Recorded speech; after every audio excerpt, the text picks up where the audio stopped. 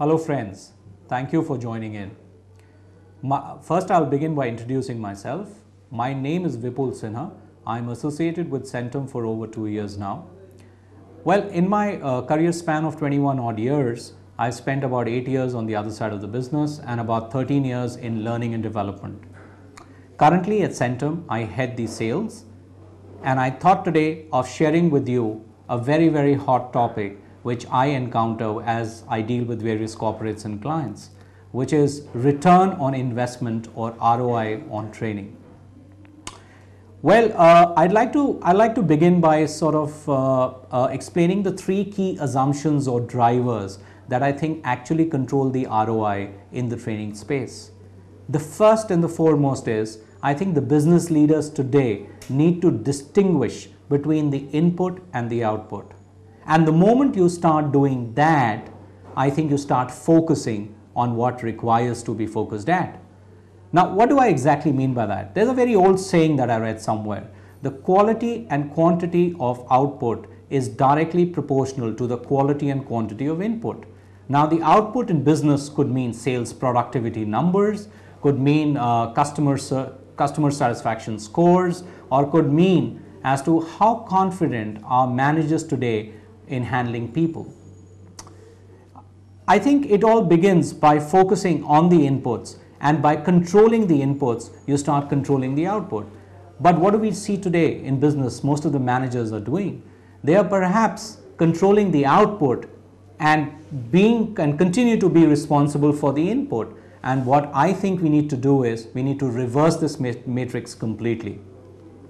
I think once we identify the key input parameters which drive the output, I think what we need to do is we need to segregate the input into different buckets like knowledge, skills and behavior, willingness, and internal process issues. And I think once we do that, we begin to focus and attack each one of them independently. That's one. Second, I think there is a very old management rule or a philosophy which says that whatever you need to control, you need to measure. Or, in other words, if I may say, what you cannot measure, you cannot control. So once I do the training, once I undergo through the intervention, the question I need to ask myself is, do I have the necessary tools, mechanisms, and processes to control the entire learning and development cycle of the individual? So let's say, what do? We organize a very relevant training program, but what do we do after that? More often than not, we leave it to the individual concerned as to how he deals with the whole situation post the training intervention. And I think that's where the organizations begin to lose control over the entire process, and hence the ROI.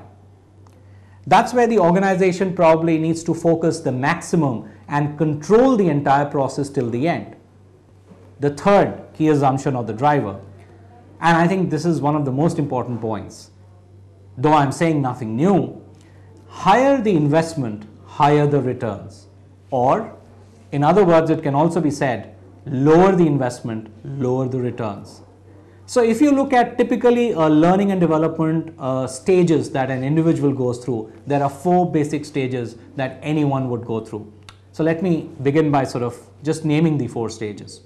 I think we all start with a stage called unconscious incompetence. This is a stage where the individual is not even aware of what he is lacking, or where the competency gap is, or where the knowledge gap is.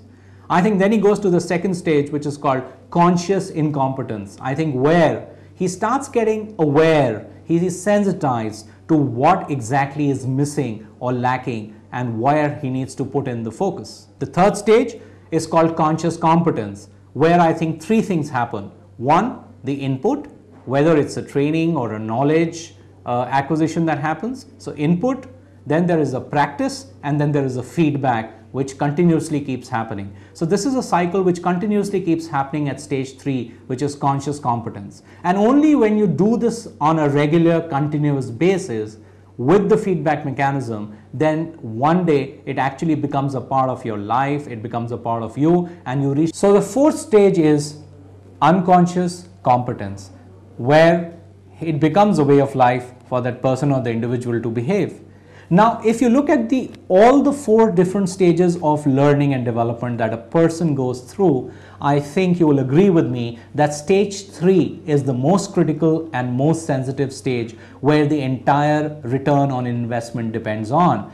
And I think most of the organizations, if they invest and they try and control this step 3 of the learning cycle, I think that's where the trick lies in maximizing the returns on whatever investment that you do on the individual. I think we at Centum have moved away from the traditional vanilla training programs, and I think our core business model and our core competency revolves around developing customized learning and development solutions aligned to business matrices.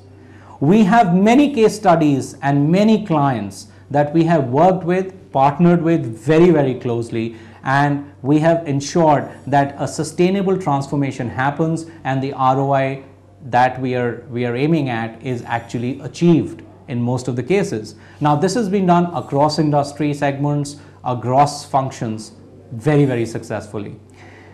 So to summarize, I would say that as businesses become more complex, customers become more demanding, and the challenges in the field only mount more and more, I think we at Centum Learning relentlessly attempt to innovate such learning and development solutions which when partnered along with our customers, help them achieve the return on investment in training. Thank you very much for sharing my views. Thank you.